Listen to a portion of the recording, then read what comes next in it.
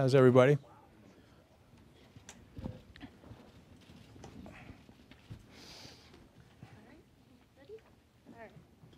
Good morning, and welcome to the National Press Club, the place where news happens. My name is Andrea Edney. I'm an editor at Bloomberg News, and I am the 111th president of the National Press Club.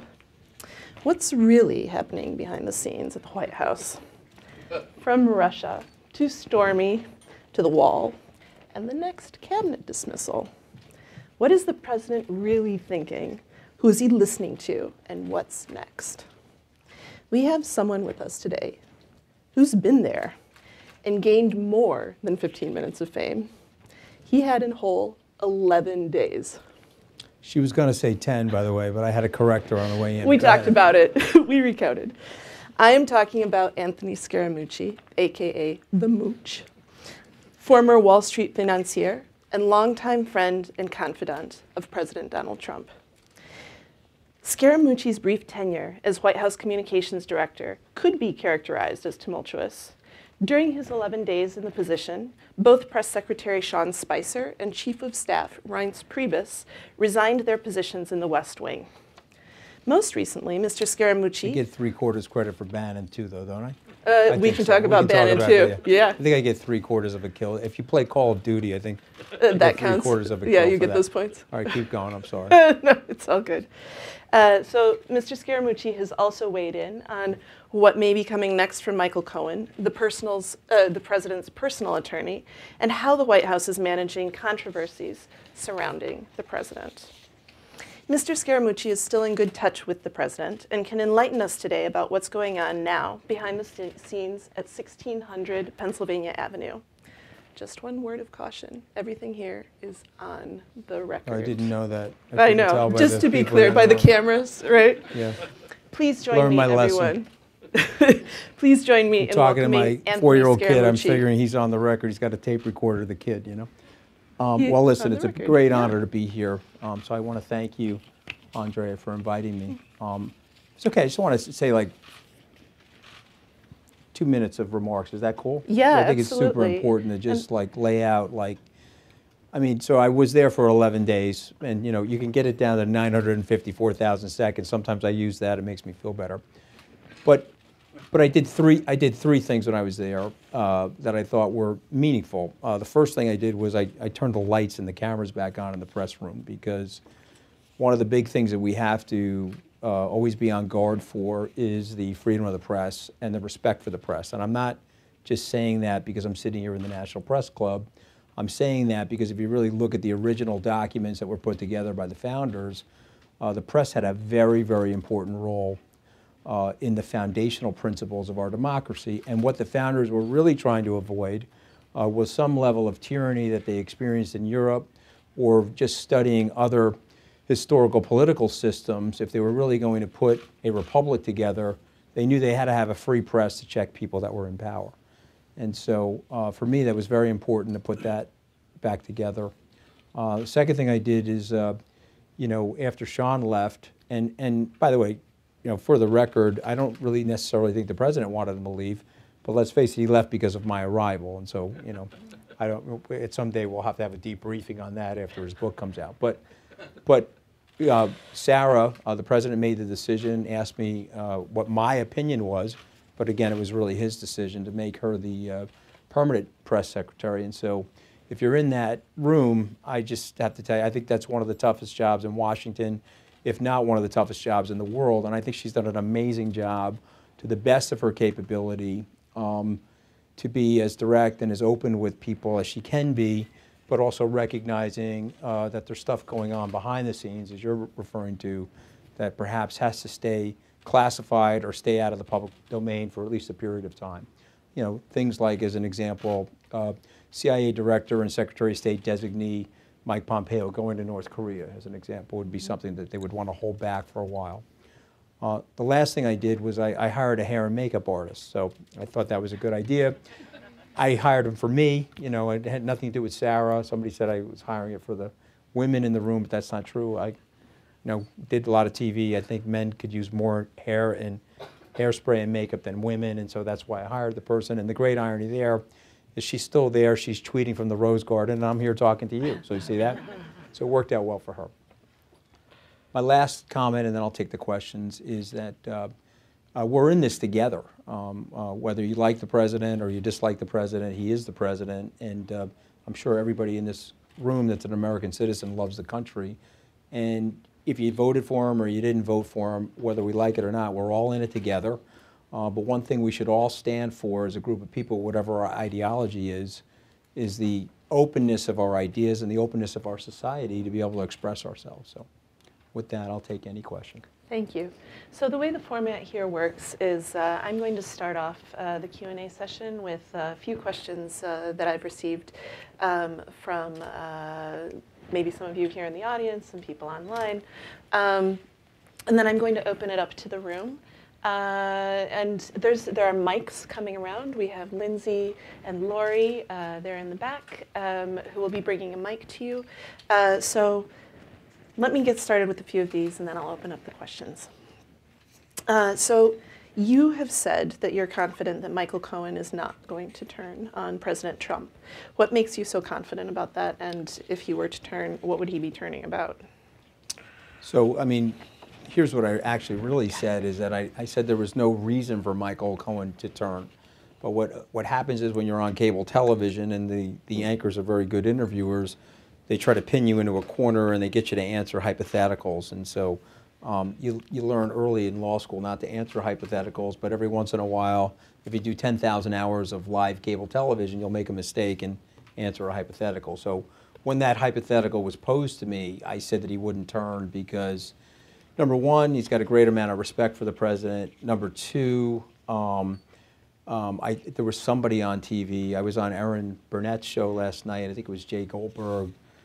There was a sound over tape, 15 seconds, where he was saying Michael would turn on the president. I don't see Michael as a guy that would turn on the president. I see him as a very loyal person, but I don't see any reason for him to turn because I don't think there's any facts related to whatever he was doing for the president and whatever the president's involvement was. That's of concern. I think also the president said this morning, which I think has been reported by the press, that he's not the target of what's going on there. So I would take the president at his word on that. Thank you. Did you, speaking of President Trump, we will be speaking more of President Trump today, did you try to encourage President Trump to reduce or in any way alter his tweeting habits? No, because that would not work. And so why try something that's not going to work? And but I have said to the president, and I've said it publicly and I've said it to him privately, so I don't mind sharing it with you, that there's a strategic use to the tweeting, and then there's what I would call non-strategic use to the tweeting. And so sometimes the non-strategic use is when the president feels that he's undefended. And so I put together a comms plan, which I was going to implement then I got fired, so I couldn't implement it, but it ended up on the web. And one of the things I said in the comms plan is if we build a very robust media surrogacy unit, if you will, or a group of advocates on behalf of the president going out there and advocating on his behalf successfully, I found during the campaign when he felt like he was well supported, the non-strategic tweeting dropped to near zero, and the more strategic tweeting was there. One thing the president feels philosophically very strongly about is that the tweeting helped him overcome some of the biases that are in the media. Now, you guys are members of the press, so don't go by me, go by things like Pew Research or go by more objective standards of what's going on in the media. I think they said there was a 70% negative slant to the stuff that comes out related to the president. So whatever, we can say that it's less or more, but the president feels that it's slanted, and so he feels that he needs to use Twitter to sort of hop over the mainstream media and to deliver messaging directly to the people that he thinks are going to vote for him. Many of those people are probably not in this room, frankly. I can remember being on the campaign plane with him where he was tweeting and he would, I'm messaging to people who have typically been ignored in the political system for a while, people that you would describe potentially as the flyover states, although that sounds demeaning, but just people in the middle of the country that he felt didn't have a voice in the terms of the political representation, that as they were being taken for granted, if you will. And so he used the tweeting to get to them. And so he's not going to stop tweeting. But if you got him well defended, you had more people out there advocating for him, and the news turned on him, I think he would be a little less defensive on Twitter. How do you think that's working for him, tweeting? Tweeting? Yeah, not. Well, I think the general, I mean, audience. I'm just surveying the body language in the room. I think the general consensus is here, they would like, hey, stop tweeting. I think that's probably what the general consensus Well, is. he does make news. But yeah, but I would also say the flip side of it is, it's an interesting thing. He's actually opened a window into the way he is thinking, and he's opened a window, and he's sharing that with the American people. There was a, maybe 2 or 3 months ago, he was walking into the cabinet room or one of the meeting rooms in the West Wing, and he said, you know, okay, come on into the studio. Do people remember that? He made that remark.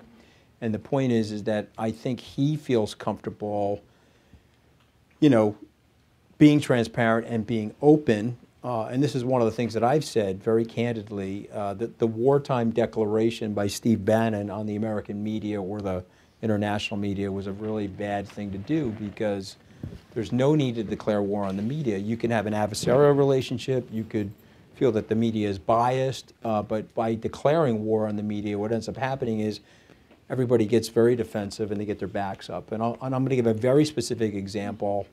The Wall Street Journal goes in to see the president a couple of times. I was there for one of them, but they were interviewing him after I had left, and they were talking about Kim Il-sung. And the president said, I'd have a good relationship with him. And it was reported, I have a good relationship with him. And by the way, maybe he said I have, and maybe he meant I'd have.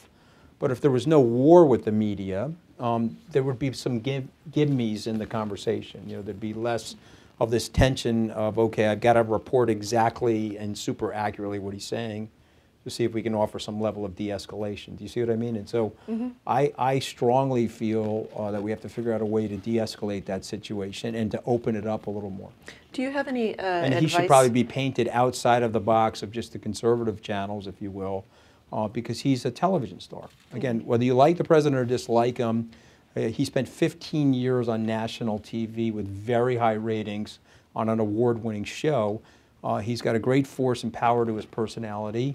He's got a very interesting style of communication, which is very different from, say, like a President Obama, but he's a very effective communicator. Now, you may not like certain syntax that he uses or certain ways that he approaches things, but he's got very, very good political instincts, and he's very, very intelligent. Okay, he's just intelligent in a different way than most people, which is why he's been successful in a very unorthodox way. So I would get him out of that box, and I would put him on other media outlets. But I think the concern there is that they'll ask him things about Stormy Daniels, and they'll try to, you know, put that whole tabloid spin on the situation rather than asking the more valuable questions about what's going on in North Korea. How are we going to deal with the Iranians? You know, and talking about things like the economy. So I think that's what the dilemma is right now. Besides moving the president to more media outlets, do you have advice, any advice that you would give the current press department on how to improve relations with the media? Well, I mean, I think it's, and listen, I think they're by and large they're good people and they're doing a good job. But I think that there would be 3 things that I would recommend. And so, you know, and they were basically in my communications plan. And I actually had this conversation with Bill Shine. Bill was somebody that when the president was talking about me being the communications director, I said, you know, I'm an entrepreneur. You know, B people, you know, you guys know the cliche. B people hire C and D people, but A people try to hire A+ people. And so I turned to the president and said, let me see if I can get Bill Shine in here. He's an experienced guy. He ran the Fox News organization alongside of Roger Ailes. And let me see if I can get him in here to bolster the comms team. And let's go for the best and brightest people. Can't really use that word because that didn't go so well for John Kennedy. David Halberstam wrote a nasty book about that. But let's go for super talented people and bring them in and recruit them. And so what Bill had said to me, which I totally agreed with, that you can operate with a little bit more coordination with the agencies and the departments. And so you could literally use the White House as the news headquarters, and then the agencies and departments almost as like your bureaus. And you could time and schedule the news cycle and the messaging so that it's more coordinated from the White House into the rest of the executive branch of the government. Again, end the wartime declaration on the media. And the third thing I would say is we don't need to apologize for the president. Let the president be the president. Let him express his personality. There'll be people writing negative things about that and people writing positive things about it. But at the end of the day, he's president. Let him express himself. He'll do way better in that situation. I'll just give you an example. The way he ran the campaign, you'd be better served figuring out what's good for him and reverse engineering a process that's designed for him rather than flipping through Richard Neustadt's book or Fred Greenstein's book about presidential leadership or Whipple's new book on the chief of staff. You'd be better off saying, okay, how are we going to reverse engineer a process for him that works for him, that makes him super comfortable, as opposed to going with something that's out of an older playbook. Do you think the press about Trump may actually drive voters to keep Republicans in Congress? The old saying, I hate Congress, but I love my congressman, maybe that would allow the GOP to take a victory?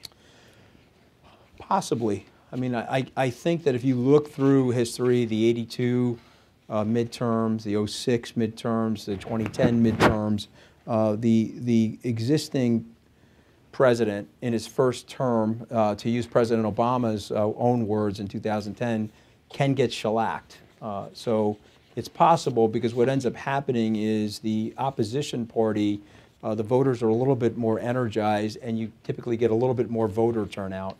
There was a gentleman in Westchester County, New York, a Republican, doing a great job as the Westchester County executive. His name was Rob Astorino. He got more votes in 2017 than he did in 2013 or 2009.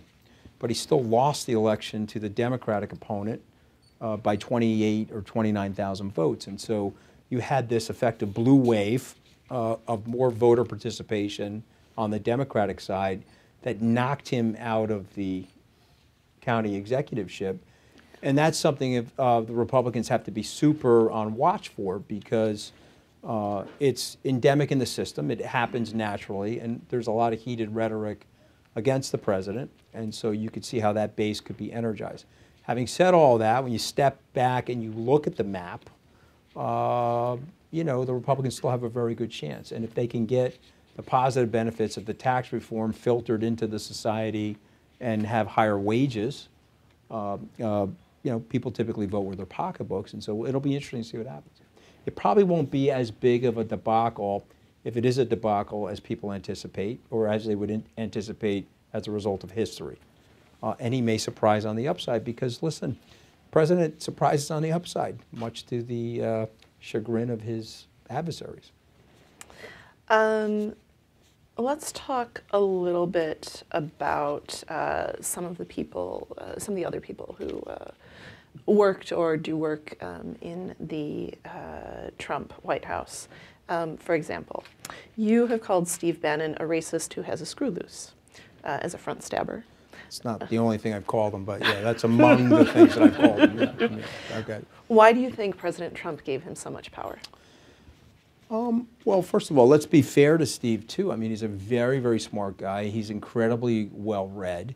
I mean, even though he looks like a hobo, he speaks like a Wall Street banker, and he has, the great irony of Steve is that he went to the Naval Academy, he worked at Goldman Sachs, he was a Hollywood producer, and he worked inside the White House. And so if that's not the definition of the establishment or inside the eternal system, I don't know what is. And yet, his dichotomy is he tries to pretend that he's outside the system when he's actually a cuck of the system. And so that's the great irony there. But he's very smart. He's very well read. He's a very effective writer. He did identify something. I don't like the ethnocentrism of some of the writing. I don't like the white nationalism of some of it. but he did identify something that every single person in this room should pay closer attention to, and that is we went in about 35 years from a aspirational working class to a desperational working class. And so I can just tell you about my dad as an example. Through no fault of his own, if you price my dad's 1975 wages in 2015, they're down about 30% in real economic terms. My dad, blue-collar worker, went to high school, graduated high school, spent 2 years in the Army, and then 42 years at a small construction company on Long Island. And so he worked super hard. I can remember him putting his lunch pail together, my mom putting it in the refrigerator for him.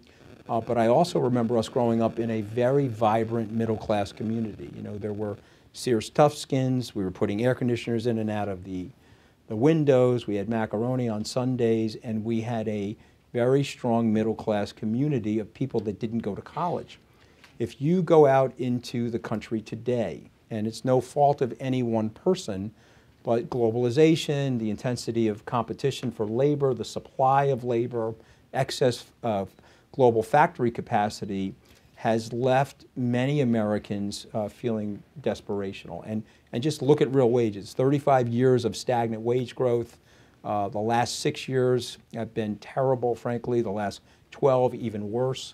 Purchasing power up until beginning or middle of 2015 was down about 9% for the average American. And so the average American has got 91 cents in their pocket of purchasing power compared to what they had a decade ago. That's terrible for America, because if you're living in the bubble of Washington or you're living in the bubble of New York, you may not see that pain, but that pain's out there, and the president saw it. And by the way, Steve Bannon saw it, and I'll tell you who else saw it. Bernie Sanders saw it. He saw it. They just operated and had different policies in terms of how to deal with it, but there were 17 other candidates on that playing field that had their own confirmed biases, their own tunneled-in philosophy, and their own echo chamber, and they missed it. And so Steve Bannon saw it, and so you have to give him credit for that. What about John Kelly? What are your thoughts on John Kelly?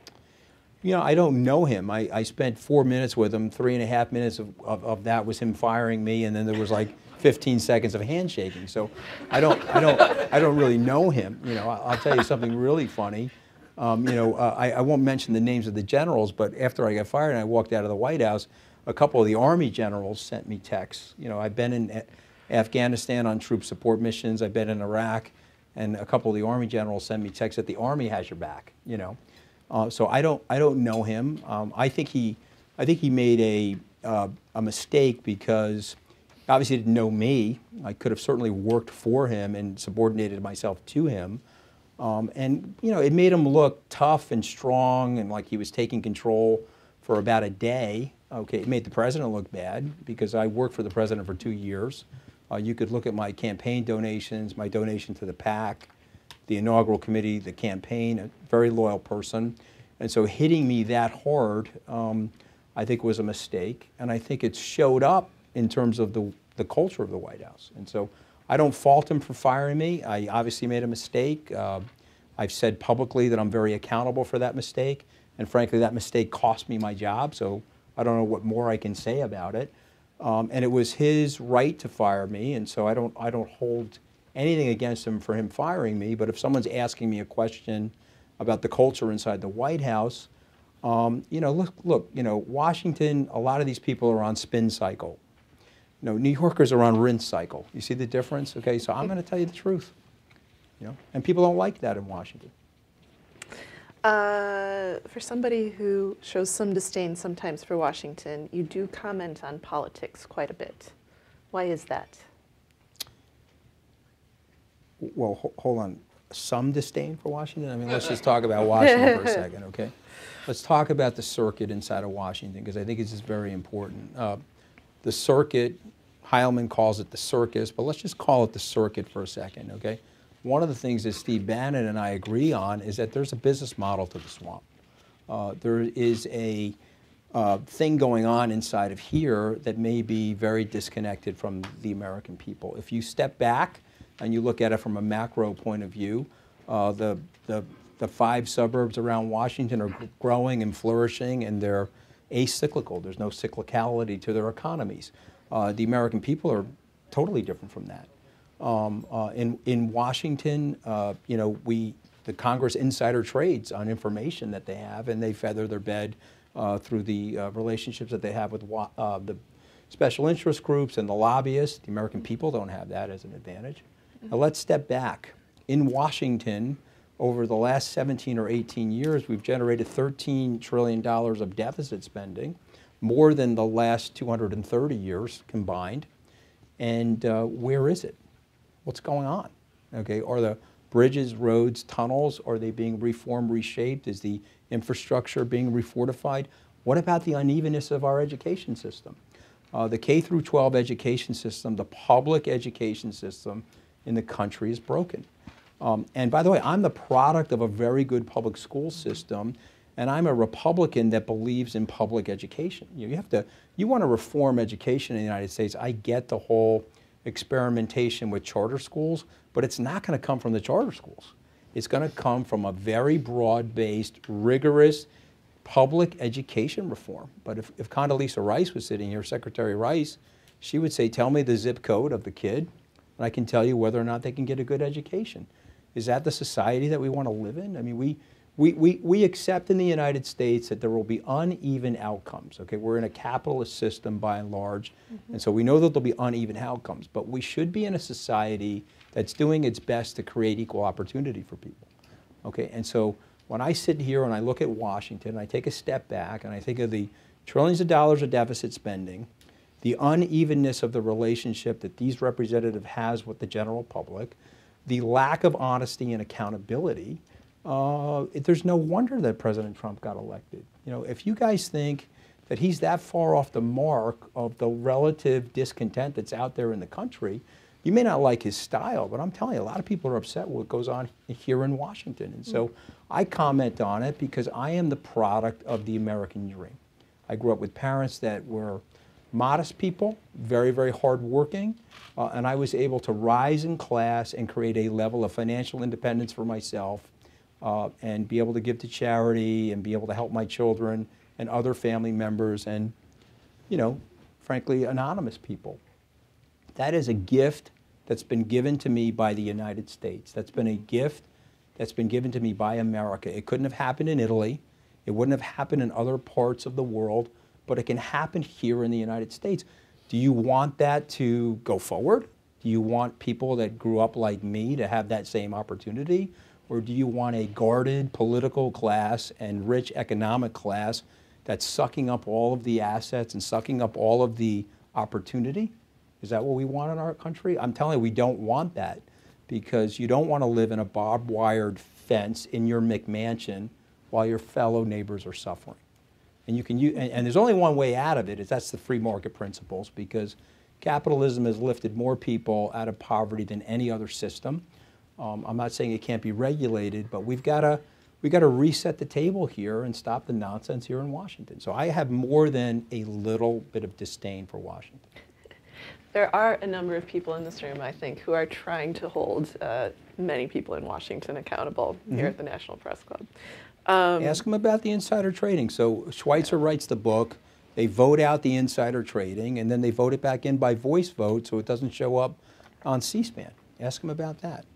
Now, you know, I got all these lights and cameras on, so now that I'm bringing it up, there'll be a couple of those guys mad at me.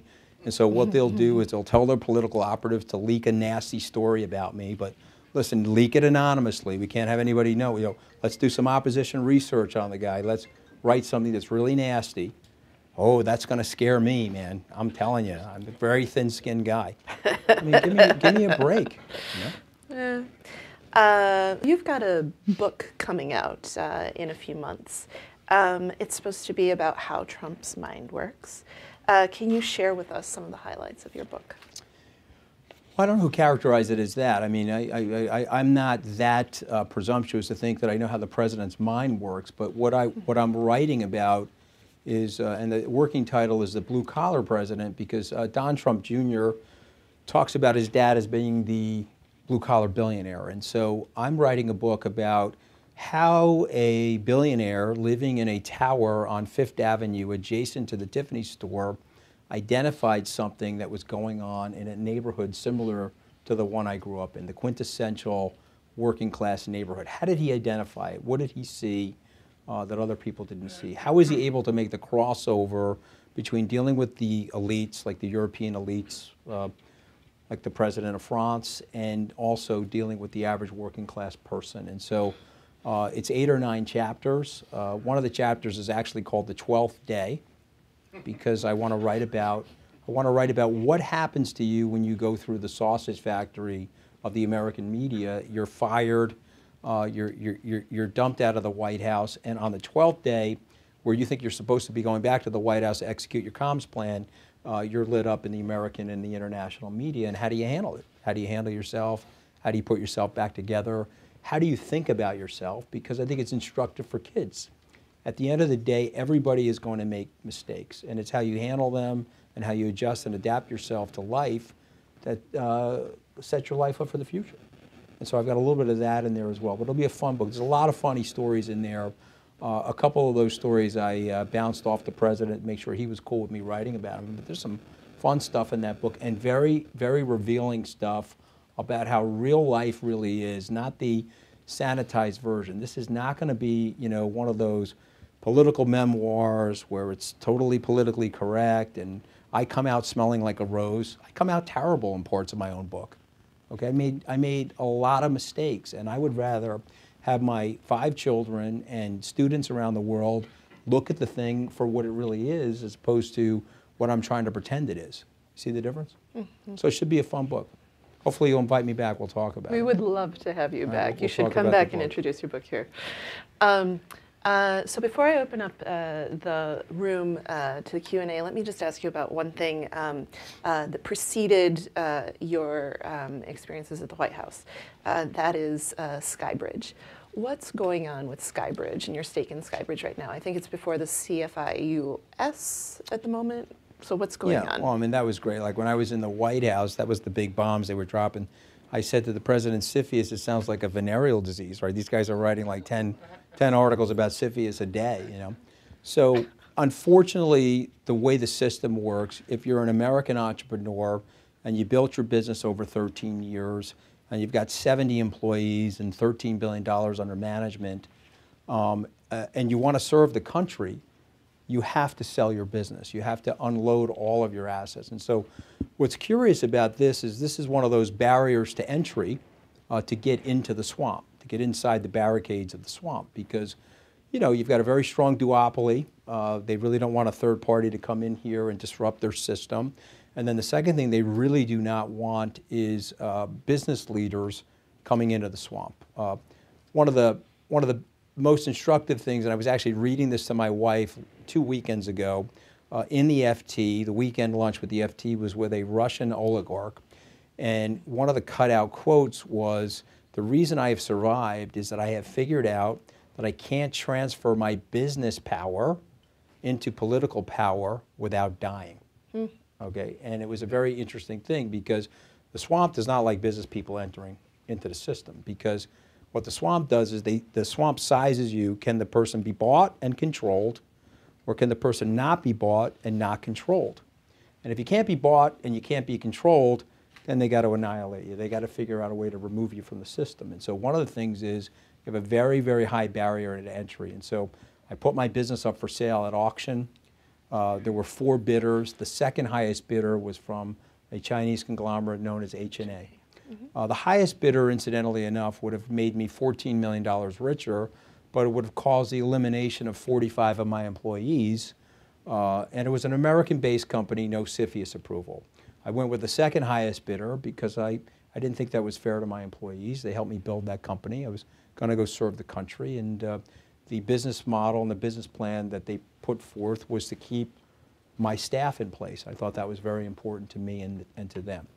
But I didn't understand that the fund of funds that I was running, which is basically an asset advisory firm, apparently is a open question as to whether or not that's a national security risk to the United States. You know, we're not selling technology, we're not selling anything to the Pentagon, we're not tied into the Department of Defense or any of those other things. And in fairness to the government, and I do respect the process, there's a rigorous process. Our lawyers thought it would be a 5 or 6 month process. It's turned out to be a 16-month process. It's coming to an end. Hopefully by the end of this week or early next week, we'll have a decision. And listen, I'll respect that decision, whatever it is. If the government approves the transaction will go forward. If the government doesn't approve the transaction, you know, Barry Diller had a great line when he lost Paramount. The line was, they won, we lost, next. And that would be my line if it doesn't go through. I mean, there's no whining in life, okay? If it works, great. If it doesn't work, I've got a great little company, and we'll make it into an even greater and even bigger company. Do you have any indication that it will work or won't work based on your conversations? Not sure at this point. I think by the 30th of April we'll have a definition of what's going to happen. Okay, fantastic. Yeah. Thank you. So I'm going to open up the room. I'd like to say when you receive the mic, Lindsay is passing around the mic. When you receive the mic, please introduce yourself and say which publication you're with. Also, if you're tweeting, our handle is Press Club DC. NPC Live is the hashtag to use. My tweeting is at Kanye, if you need to. Sorry. Oh, you guys didn't know I was tweeting for Kanye? You know? Breaking news? No, I'm kidding. Right over here. I'm Alan Abel from Maclean's Magazine of Canada and a Fred Trump apartment building in Brooklyn. With Jim Comey last week in Manhattan, he said, Barack Obama lied when he said, if you like your doctor, you can keep your doctor. George W. Bush lied when he said there were no weapons of mass destruction in Iraq. He said everybody lies. Interested in your view of President Trump's relationship with truth, lying, falsehood, how he views it. Well, I mean, listen, you're talking about lying. I think it was interesting because I saw Director Comey on The View. I like going on that show because they're quite adversarial with me, so it's fun to see those people talking to James Comey. But he said that good people lie, bad people lie. I speak at a lot of universities. I always ask a rhetorical question at the universities. Raise your hand if you've never told a lie. And so the most honest people don't raise their hand because they know there's been some level of mendacity at some points in their life. And so I think everybody lies, frankly. And so we want to hold our leaders to a very tough standard of veracity, and I respect that. But I think what the president sometimes does is he has a showmanship to his personality, and he has a persuasion element to his personality. And so when he's stretching things, or when PolitiFact or the Pinocchio thing on the Washington Post is calling him out, he's less concerned about that because he's getting the gist of what he's saying right, and he's delivering the message in his mind in a very powerful way to the people that he's trying to resonate the message with. And so if you're in the press and you're microanalyzing his sentences and you're picking up the inaccuracies of some of the statements or some of the stuff like that, he doesn't see it the way you guys would see it. Now, we can debate that forever, and maybe there'll be a presidential historian 50 years from now that'll say something better about him than I'm saying. But if you look at Scott Adams' book, Win Bigly, which I would recommend that everybody read because Scott really does have a pretty good pulse on the president's personality. What Scott says in the book is that part of his persuasion and style is off of that old cliche, why let the truth get in the way of a good story? And, you know, we've heard that many times before.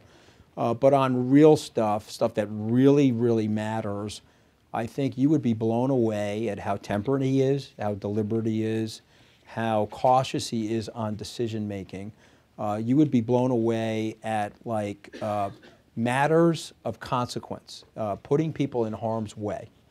You would be blown away at how cautious he is. There was a great deliberation about the situation in Afghanistan, and not to bore everybody here, but if you've been to Afghanistan, and I always say this, and I see some people here that were in Afghanistan with me, if you've been to Afghanistan and you ask people that are Americans in Afghanistan, more or less troops, invariably everybody says more troops. And so the president, after getting all of that information and talking to his staff, he added troops, and which was the right decision because I understand what's going on in Afghanistan. And so there's a deliberation to the president that some objective journalist should really get in there and say, wait a minute, There's some bluster to the president. There's some style to the president that we may not like, but there's a deliberation and there's a calculation underneath the surface that is pretty amazing, actually. Nikki. Hi, Anthony. I'm Nikki Schwab. I'm a reporter with the Daily Mail. Question for you. Looking at the Ronnie Jackson news today, do you think the person at the White House in charge of vetting should be fired, or is that John Kelly's responsibility? And secondly, will you visit with Trump while you're in town here in D.C.? So I'm first getting over the heart palpitation when you said the Daily Mail, because, seeing myself in the Daily Mail, I'm like running and hiding. I'm not seeing the president when I'm here. Since you said it was the Daily Mail, I lost track of the question. So what was the question again? It's like a little panic there. What? Sorry, do you think that the person in charge of vetting should be fired? When looking at the Ronnie Jackson news today, he withdrew his nomination for VA secretary, or is that John Kelly's responsibility? Yeah, you guys want to pin it on somebody. I don't want to pin it on anybody, but I want to pin it more broadly on the system, okay? Admiral Jackson is a decorated American. Admiral Jackson is an American patriot. And Admiral Jackson has had Democratic presidents and Republican presidents in love with the guy, And I was only there for 11 days, but I built a nice relationship with Admiral Jackson. And so for me, and I said this last night on the TV, what standard are we going to apply to everybody? How deep into their lives, what level of electron microscopic activity are we going to look at? And so he says the stuff that happened there isn't true. I take him at his word. If it is true, even if it is true, then the question is, does that on the scales outweigh everything else? And so what's happened in our society, and this is mostly the fault of the baby boomers, frankly, of which I'm a member of the baby boomer class, is that we're in a constant outrage. We're in a constant emotional sensitivity to everything. And so if you're searching for the perfect person to be the VA administrator or the VA cabinet member, good luck to you, because I don't know, maybe there are perfect people in this room, but I can tell you I'm not perfect. And so Admiral Jackson isn't perfect, and he should have been had the opportunity to be vetted and confirmed. But because of the system that we're in right now, very, very good people, very qualified people, one microaggression, one stupid thing that happened to them in their adulthood, and it's game over for them, and I think it's nonsensical. And we're losing very good people because of that, and we should reconsider it. But I'm not going to fault anybody. I fault the system.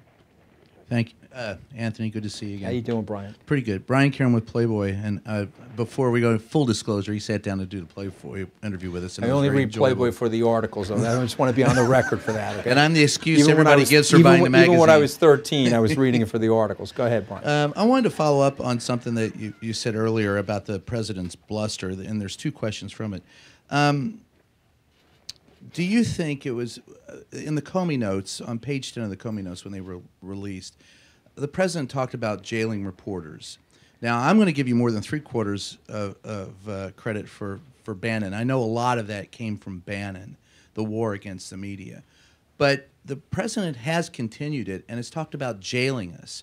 Now, when you talk about his bluster, at some point in time, doesn't the president have to own up to his own bluster and say, listen, I may not like everything you do, I may not like everything you write, but we're not enemies of the people. Hasn't that created a bit of a problem? So that's the first question. Okay, so as hard for this is to imagine for some of the people that want to have a preconceived bias of me, I'm not a Trump apologist. Okay, try to call the balls and strikes as I see them. I started out by talking about the First Amendment. I am a very, very big believer in the First Amendment, not just because we have to hold these people accountable. You have no idea the ancillary and tertiary benefits that the First Amendment has on our society. Let me give you one quick example. You teach a first grader that they can rail on their government, they become way more innovative, and they become way more creative. The First Amendment has an unbelievable effect on the economic engine of the United States. Innovation happens here because of the First Amendment. When countries and autocracies curb the free press, and they tell their first graders that they can only say certain things, well, guess what? They can't grow, they can't innovate, they have to steal the intellectual property from the countries that have the open society. And so I am a huge proponent of the First Amendment, and I can layer that for you. It's not just the power structure and holding the power structure accountable, but it's also the allowing people that freedom and that creativity, that artistic expression. And so I'm dead set against that. If the president was here, I would be dead set against that. I do think he says some things sometimes out of frustration that he probably doesn't mean, and that was my point to this gentleman over here, in a very tough, tunneled-in decision-making. He always, in my opinion, I've seen this happen, he picks the more moderate, more temperate decision, despite all of the, look, I mean, look, you guys, my button is bigger than your button. I'm laughing, okay? I get the guy's personalities. Other people are like setting their hair on fire, okay? But I mean, he got the guy to the table.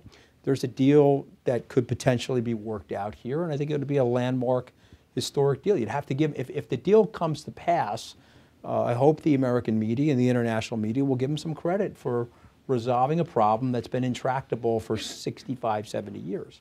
But I think that would be terrible to jail the press. It'd be terrible to even talk about it. I think also, though, that the standards that the press have now, and you guys aren't going to like me saying this, but because the business model changed since the introduction of the smartphone and the iPad, what's happened now is you've got a lot of bloggish-like press out there that is not holding themselves to the rigorous Columbia School of Journalism, University of Missouri. University of Missouri. I got it. Believe me, I'm Bloomberg. I'm more well-read than you guys probably think. Okay, that standard, that objectivism, is not being held by everybody in the press, and so it's almost incumbent upon you guys. You guys to get together in the room, and if it's XYZ feed or XYZ nonsensical blogger, you guys should force their feet to the fire and hold them to the accountability and the objective standards that you guys want to be known for. And so if that happens, there'll be less news that's inaccurate. I know that the words fake news are like a Duraflame log for the press, and I understand why. So I won't say those words in the way that the president says them, but I will tell you that I have been the victim of inaccurate news where I've actually told the journalist, please, do not write that. That is wholly and totally inaccurate. Here are 5 people that you can call inside of Treasury, 5 people you can call inside the Senate that will disavow your one anonymous source on me. Don't write it. And they write it, and then, I've got a deep enough pocket to fight it. They get fired, and then the story gets bleach bit off of CNN's website. Now listen, I'm a gentleman, okay, so I accepted the apology, and I moved on. But my point is, you guys are better than that as a group of people, and so hold the weakest links in the press more accountable. We know that that's a problem. We all know, if we're being honest with each other, that there's a lot of people, one source, anonymous source, let's say something outrageous to get the clicks. I just want to say that fires up the president, by the way. That fires up the president. I just wanted to follow up quickly. The one thing that Sarah said yesterday in the room was she believes in a free press, but it has to be fair, which is what I hear you saying. But how can a press be fair unless it is free? Well, look, I mean, that's Sarah's opinion. I didn't hear her say it, and I'm not exactly sure what she means, but I can only give you my definition. I'm not even necessarily saying the press needs to be fair, but I do think when you're writing about a fact-based story, am I or am I not under federal investigation? I think you have to have some rigorous debate. If you want to call me fat, you want to call me ugly, you want to dislike the features of my face, I have absolutely no problem with you writing that. But if you're saying that I'm under federal investigation, which is going to have great harm to me, my business, and my family, could you please fact check it? Could you please have more than one source on that source? Is that an unfair thing to say? It's not an unfair thing to say, but I would point out that there are a lot of people in this room who have a very, very, my news organization, Bloomberg included, who have a very rigorous fact-checking protocol. I agree, and there are a lot of, no question. so many good news organizations who try so hard and no work question. so hard. So that's why I'm to saying make sure to you that guys, their stories are accurate. that's why I'm saying to you guys, hold these weaker links more accountable. I'm saying that these weaker links, it would be just like in my business, no, but I understand that, but I'm saying just in my business, we have these penny stock manipulators, okay? And so we're a self-regulated business. We go after those people very, very hard because they hurt my reputation.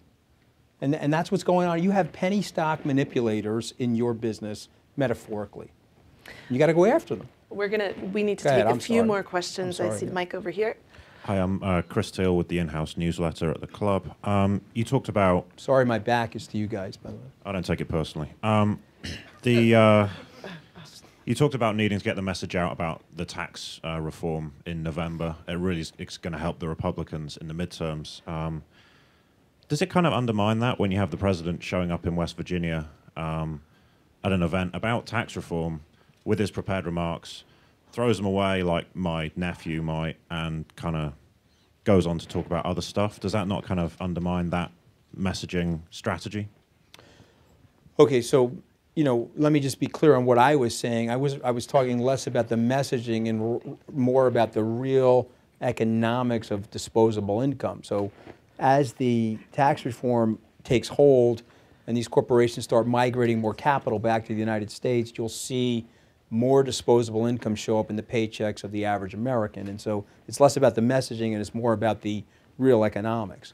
Specifically to the president, you see that part of him that some people don't like, the throwing the thing up in the air, you described it like your nephew, so there's a little bit of tinge of derogatoriness there, which I get, so you probably didn't like him doing that, but he's not trying to appeal to you. He's trying to appeal to another group of people, and he's trying to say, as he has said from the podium, that if I was boring or I was presidential, you wouldn't be paying this much attention to me, and if I was boring and I was presidential, I wouldn't be having the impact that I'm having. Now, you could disagree with it, okay, and there are elements of it, frankly, again, talking very candidly here, that I do disagree with, that if I was sitting with them, I would say, listen, you're the president, and so we've got to modify some of that.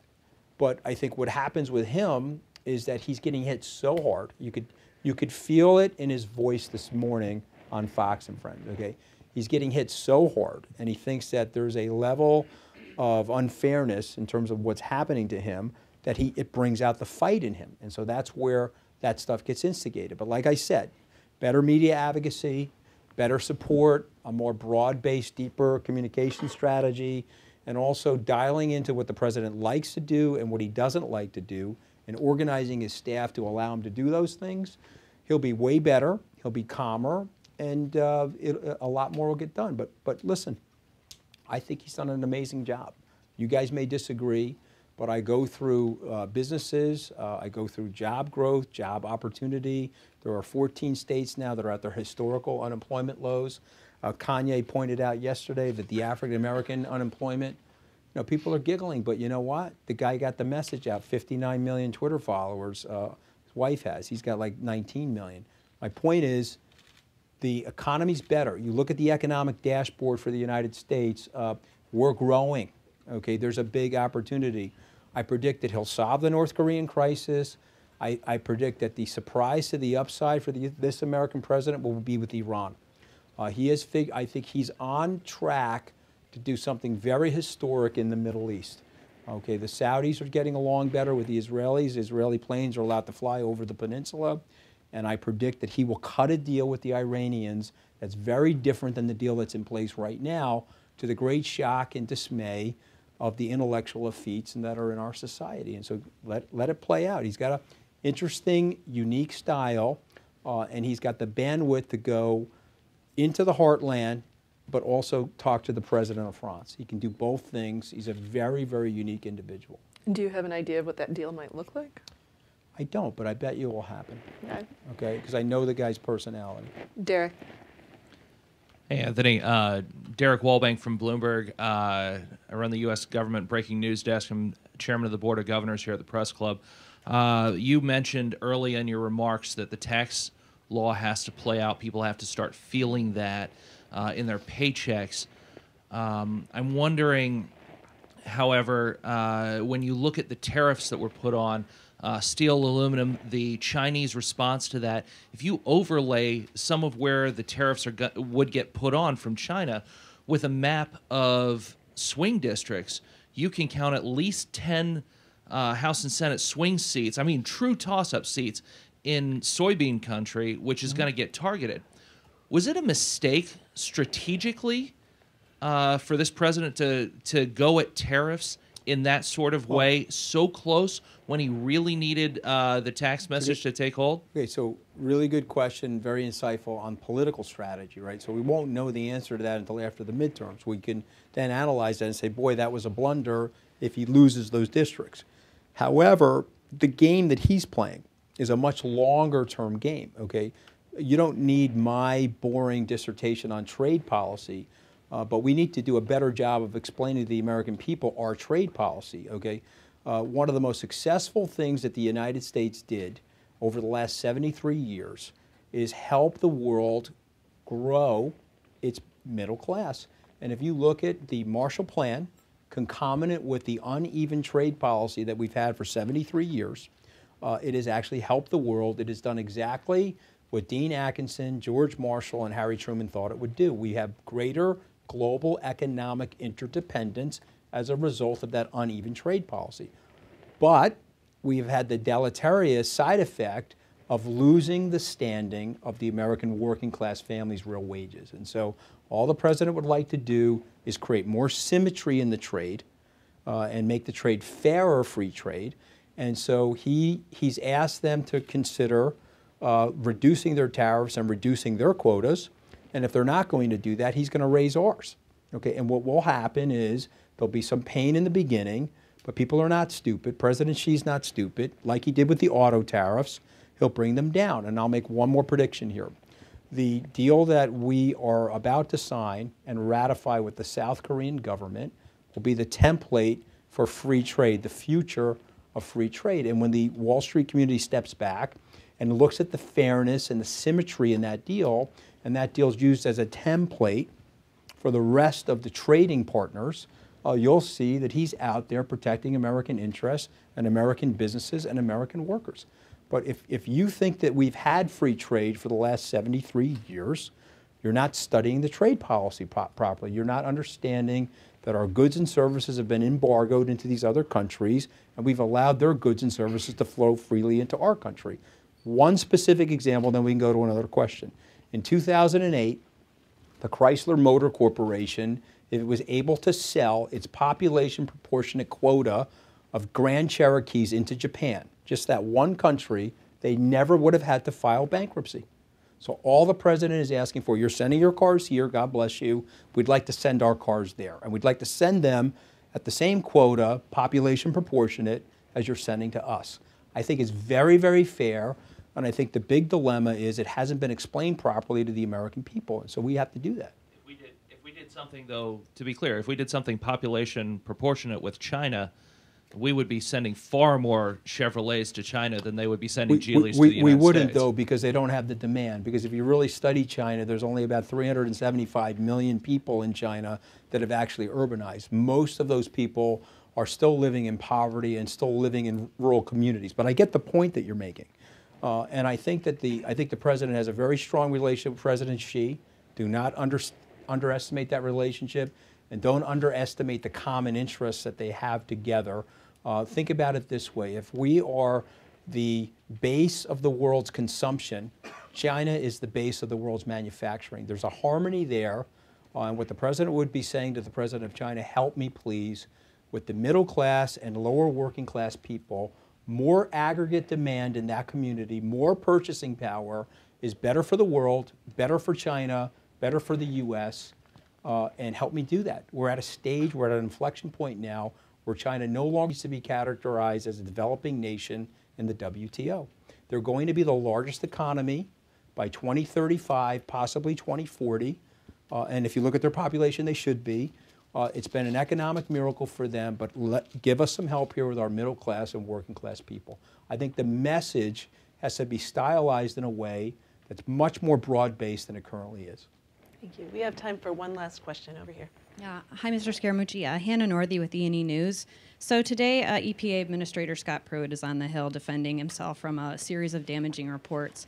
And just given your experience in the White House and your relationship with the president, do you have any insight into kind of how the president makes those decisions on staffing, how he feels the press has portrayed Pruitt? Any insight? You know, it's a really good question. I don't know the president's personal relationship with the EPA Administrator Pruitt. I've read some of the press reports. I know some of it is probably very accurate. Some of it could be exaggerated. Maybe some of it is under-exaggerated. But let's say that some of it is true. Then I have said, is this really a swamp or is it a gold-plated hot tub? Okay, because if these guys are sitting in a gold-plated hot tub, smoking cigars and passing champagne to each other, it's very, very unfair to the average American person. And so I would suggest that people knock that off. And so I don't know what will happen there, because the dilemma there is if he's done things that are inappropriate, but you like his policies, you're in that sort of Faustian double-edged sword situation, and I'm not exactly sure what will happen. But to me, I think a lot of the stuff that goes on in this Capitol, okay, given the opportunity that we have, and given the fact that we're 23.6% of the world's GDP, and we've got the best economic engine, we've got the best force for innovation, we have the best legal system, to be carrying on like this in Washington rather than focused on policies that can really help the American people, I think it's absolutely disgusting. And I think the American people are onto it. And I think you're going to see much more disruptive change to come. Thank you, everybody. I know there are a lot more questions, but we are at time. So before we wrap up, I want to highlight a couple of additional events, people who are coming to the National Press Club pretty soon. We have Linda McMahon, the SBA administrator. We have former Mexican President Vicente Fox coming. Please go to our website, press.org. To look at all of the great events that we have scheduled here at the club. I have a gift for you, but before I do, I want to ask one thing, which is, what are your thoughts about people in the administration who discuss their time in service to the president as one mooch long or two mooches long? I love it, but I just hope that, look, this is the National Press Club. You got to get this stuff accurate. Okay, I was actually there for 11 days. Okay? We said 11 days. So if you're going to describe a mooch in terms of 11 days, Secretary Tillerson was there for 41 mooches, not 42.2 mooches. Okay, so let's get this thing right. I'm totally fine with it. It doesn't bother me at all. I really appreciate it. We'd like to present you with a mug. Oh, great. This mug will give me Parkinson's every time I'm drinking. It should not give you Parkinson's. We hope that you use it in good health. Nightmares. No, I'm kidding. Listen, I enjoy the press. I enjoy the rigorous debate, and it is a very big honor to be here. And so I want to personally thank you, and thank you for coming. And it's a big honor for me. Thank you very much. Thank you so much. Thank you, Andrea. Thank you. Thanks, everybody, for coming. We are adjourned. I'm not going to do SALT this year, but SALT will be back in 2019. Yeah, I just, there was too much uncertainty about the deal with China, whether we're going it alone or we're going to be together. We still don't know that answer. So once we have that answer, I just thought it was inappropriate to do SALT this year. Yeah, what's really good at conference organizing is Brian Sandler, governor of the past. He did the NGA with the... He was my keynote speaker like 3 years ago. Australian Prime Minister and the CEO. I like Brian a lot. He's a very good guy. Very good to see you. We talked in the press briefing again. Yeah, I remember that. And I asked you if it was hypothetical, if the staff had agreement to the president's statements. Do you still think it's hypothetical? Yeah, I remember exactly where you were standing. You were here to the right. And I said I couldn't answer the question because it was hypothetical. And then I started answering hypothetical questions on table news. I broke my own law. Listen, I think that they're almost, you want to talk about resets? We would all be better served. Get in a room, let's have a reset. The president is actually, I think he's very good with the press, ironically. He had a 40-year run where he would go on TV shows and radio shows and call into things and on Howard Stern. Let's get back to that. You know what I mean? Hey, Harry, good to see you. Hey, good to see you. Yeah, good to see you. Okay. You know what I mean? I think we got to get back to that. Anthony, are you texting with Kanye West? Am I texting? I can't confirm or deny that. And do you think that President Trump should have him at the White House? Why not? Why not? Kanye has a voice. People, here's what I don't like, okay? Kanye has an opinion and he has a voice. And so now what we have to do is, if you don't like his voice or his opinion, he's got mental illness. If you don't like me, I'm Tony Goomba and I'm the Jersey Shore cast member. Okay, I got it. Okay, but I'm not that. Okay, so let's stop characterizing. What we try to do to people is we try to two-dimensionalize them and flatten them so that we can dishonor their intellectual gravitas or their opinions. Okay, and we do that to people. I understand why we're doing it, but let's knock it off. Okay, let's have a rigorous debate, and let's get to the right policies that are going to help the most amount of people. So going- Kanye has a voice. God bless him. I was You going had to like ask a you. pretty. And by the way, up blacks close- don't have to be Democrats. Did you see that? I saw that. You had like a That was pretty in your up text close chain, and wasn't I didn't say that it was. you had an up close and personal encounter with Dr. Jackson, right? That you've talked about. Dr. Jackson. With the shot. Oh yeah, he gave me a shot of penicillin and a shot of cortisone on Air Force One. Yeah. In your I had a sore throat and my voice box was down. And, That sounds like candy. Probably had a. No, listen. I mean, that's totally. I mean, see, this is what we do to people. So here's what happens. If I'm in the opposition party, and I'm quote unquote part of the resistance, I'm going to put a hurt on the president. So we now have ambassadorships. Chancellor Merkel is going to be here on the 27th of May. I believe that's correct. Someone check the schedule. She's going to be here tomorrow. It's the 27th of April. I'm sorry. Okay, she's going to be here on the 27th of April. We don't have an ambassador. Is that the 5th largest economy in the world? We made Rick Brunel the ambassador. We can't get him confirmed through the Senate. It's unfair to the president. It's unfair to Rick, and it's unfair to the country, because whether you like the president or dislike the president, we should have an ambassador in Germany. So I mean, and by this, I know we have the chancellor coming over here, but because of our internecine fighting and the nonsense in our political system, we don't have an ambassador. That wouldn't have been fair to Secretary Clinton if she were the 45th president, and it's not fair to Donald J. Trump. Do you think the president is racist? What type of relationship does he have with African Americans? Well, I don't think he's racist at all. And so, Kanye doesn't think he's racist. I mean, listen, I was on the campaign with a ton of African Americans that did not think the president is racist.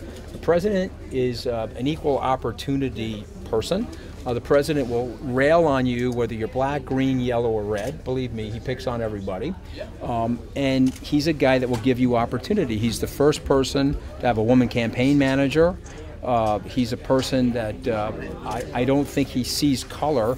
He sometimes doesn't express himself perfectly. We know that about the president, but he's definitely not a racist. I've been around the guy for 20 plus years. I know people inside the Trump organization of every color, size, shape, and I don't think he's a racist. I think, let me say one last thing. When we call people racist, right? I've been called a racist. I find it ridiculous. I'm the farthest thing from a racist. When we call people racist, we're trying to hit them in a way that totally delegitimizes them, and so I don't think he's a racist. But isn't his that's my opinion. Isn't his 70% negative coverage from the press because he makes Because stuff? he deserves it. Because he makes stuff up from Stormy to Comey, and so how is staff supposed to deal with that? He's not, and he never has been, part of the effete intellectual elite. He never has been. And so people sniff at him stylistically. And so they get upset at some of the bellicosity of his rhetoric. And so then they start writing mean-spirited things about him or commenting on cable news networks in a mean-spirited way. In the meantime, look at the substance of what he's doing, the underlying substance of what he's doing, and you'll see he's making a lot of progress. And so you may not like him stylistically, and I accept that, but there's a lot of really good stuff going on. And someone talked about the communications plan. Let's start expressing more broadly what those things are. But I get it. You don't like them. I mean, of course you don't like them. Look, let me tell you something, okay? When I went to that first campaign stop, and I saw the people there, I took off my Secret Service day pin, I walked into the crowd, and I was like, oh my God, these are the people I grew up with. Okay, they didn't go to Harvard Law School, these people. They're struggling, okay, and they're looking for jobs, and their incomes are down, and they've got 2 jobs, but they can't make their ends meet, and they're here for him. It's like, oh my God, he's talking to my neighbor. He's not talking to the intellectual elites that are in the salons of Washington or the salons of New York. And I'm going to tell you something, okay? I went to a Harvard Law School event the day after the Brexit. Dean Minow, who's a wonderful person and very accomplished, she asked a question at that event. She said, everybody I talked to in London said there wasn't going to be a Brexit. And I raised my hand and I asked my fellow Harvard classmates and alumnus, which one of you has been to a Bernie Sanders or a Donald J. Trump rally? Not one. And I said, so you have to understand you're in an echo chamber of confirmed biases. You've got to get out there and you've got to meet these people where they live. And when you understand what their struggle is, if you believe in good policy, you're going to try to fix it. You're going to try to make their lives better. Okay? And listen, I said it here. Bernie Sanders saw it. He saw it. You can like him or dislike him. He saw it. Now, I don't agree with his policies, but he did see it. Can you really say that it's just the style? I mean, the attacks on judiciary and press and all the hate and all. I mean, things he says and he does. I mean, it's not just style. I mean, for many people, he's the greatest threat to this country. So let me, and I understand you feel that. So, but let me ask you something rhetorically. 16 months into the presidency, what is the specific thing actionable that he's done that has been a big threat? The specific actionable thing that he's done. The meetings on Russia, the meeting in the Oval Office, the statement to Lester Holt, the Wilbur Ross finances of his bankruptcies, all of the relationship stuff with Russia is a real threat, and that's what Democrats are very concerned about. So the meeting in the Oval Office of Russia was a threat to the Republic? Because he didn't even tell the American press about it first, and only TASS was let in. Is that good? I don't know all the underlying facts there. So I would say that the way you just described it is not good, but what I would also say is I don't see that necessarily as a threat to the Republic. I think that I think his position as it relates to Russia is that we have to figure out a way to get along with the Russians. You know, if you understand their culture and you understand the landmass that they're controlling, they're in 11 time zones, and they don't quite fit into Asia, and they don't quite fit into Europe, and they've been relatively an outsider-based nation that's had nuclear capability since the late 1940s. He would like to figure out a way to get along with them, and so. But I hear you. But I think, and again, you may disagree with me. Those things are more on the edges of style. There's nothing specifically that he's done with the Russian government that I would say is a threat to the Republic. We don't know on sanctions. He well, what do you mean? Fire people who are studying his but hold on a second. He's imposed pretty tough sanctions. He said this morning, and if you look at the actual sanctions that are in place on his watch, he's been extremely tough on Russia. I was there. I mean, I was only there for 11 days, but I was there when he signed the Russian sanctions bill in July. I was there for that, and he signed it. And also about the style, I mean, he's the leader of the country. Can you say that he's a role model? I mean, would you teach your kids to behave like him? Is it? I mean, it's not normal. I'm going to teach my kids how to do their hair the way he does his hair. I mean, that's the way I'm going to focus on. Hey, listen, there's a lot of things about him that people don't like, but you can't argue with the fact that he's been amazingly successful. Okay, he started. Okay, but I'm saying when you're talking about, see, again, stuff that you're talking about is style related, in my opinion. And it's not substance related, and so we can disagree on that. Anything is okay. I'm sorry? Anything is okay. You can do whatever you want if you're a president. You can behave in whatever way you want. No, I don't think you can behave in any way you want, but I think if you're getting the substance right, okay, there's stuff about him obviously you don't like. I can hear it in your voice, and I understand that. But if you're getting the substance right, there's a long way to go. The relationship between the executive branch and the media could be made a lot better, and I would say both sides need to move. That would be my opinion. Do you think that listening to him this morning on Fox News, do you think he's about to distance himself from Michael Cohen now? No, I think he's just trying to let people know that he didn't do anything wrong. And again, my point is there's no reason for Michael to quote unquote flip because there's nothing that the president was involved in that would necessitate anybody needing to flip or not flip, and so I think that's all he's trying to say. Anthony, he has tweeted out on Michael Cohen, I think over the weekend. He's expressed his feelings about him being a very good person, and he's got a wonderful family. And I have said publicly, I like Michael. But when you heard him this morning, he was kind of telling that, oh no, he has done just very little for me, and it was a change of tone, wasn't it? Well, I know the president a long time. I didn't really see it as a change of tone. I see it as him just trying to let the American people know that he didn't do anything wrong, and that whatever comes out of the Michael Cohen investigation will likely have nothing to do with the president. Do you think you can find yourself working inside the White House again? Have you had these conversations with the president? Never. After all, there is an opening for the White House communications. Okay, please. I've already. There's no chance. Let me tell you something. There's a zero. Okay, you think John Kelly's going to hire me? Out of your mind? There's a zero chance of me returning to the White House. There's a zero chance of me turning to the White House. But I'm not going to lose my relationship with the president because I got fired. I understand the nature of politics. I'm a big boy. Dust myself off and keep going. I'm not going to. I believe in the agenda. I believe in the policies. And a lot of you guys may not like the guy, but I know him a long time. I happen to like him and his family. I'm sorry about that, but I do. And I'm unapologetic about it. I'm not quite Kanye-esque about it because I don't have his followers, but I've held my ground. Who should be the next comms director? Are you advising him? Bill Shine was my pick. Bill Shine was my pick when I was the comms director, and so you know, I think he's an extremely talented guy, and you need somebody like a Bill Shine that understands a news organization, understands how to interact with the press. But you know, maybe it's somebody internal. I don't know the people internally other than Sarah, who you know I think the world of, and so I don't have any comments, positive or negative, about those people. You know. Quick question. I'm with the EWTN. It's the Global Catholic Network. As a Roman Catholic, what lessons in faith have you learned from your time inside the White House to where you are now? The number one lesson is about forgiveness, okay? And I spoke at Liberty University. I obviously have made many phone books of mistakes in my life, but I probably made 2 or 3 phone books of mistakes in 11 days in terms of some of the things that I did wrong. And so if you don't forgive yourself in life, you're a Roman Catholic, you know that you're quite dispensable and you're going to return to dust. You know that from your theology. And what I would say to you is that I made a lot of mistakes, but the first person that you have to forgive in life is yourself. And if you're able to do that, you can go on and have a great life. And so I made a mistake. I got fired for it. I paid for it. And I'm moving on. And in case you didn't notice, I'm really enjoying myself. I'm going to have coffee out of this mug. It's going to be great. One last question. Should the president be held as accountable on the facts as you want the press to be held accountable? That's a really, really good question. And you know what's great? I'm not the communications director, so I don't have to answer that question. Not yet. No, I'm kidding. I'm being very serious. On the big stuff, 1,000%.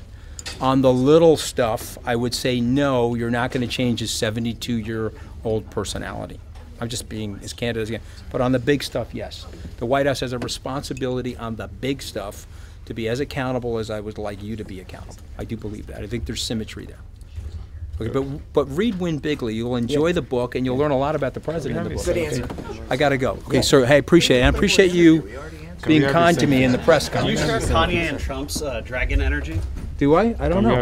I'm more of a rabbit. I'm less of a dragon.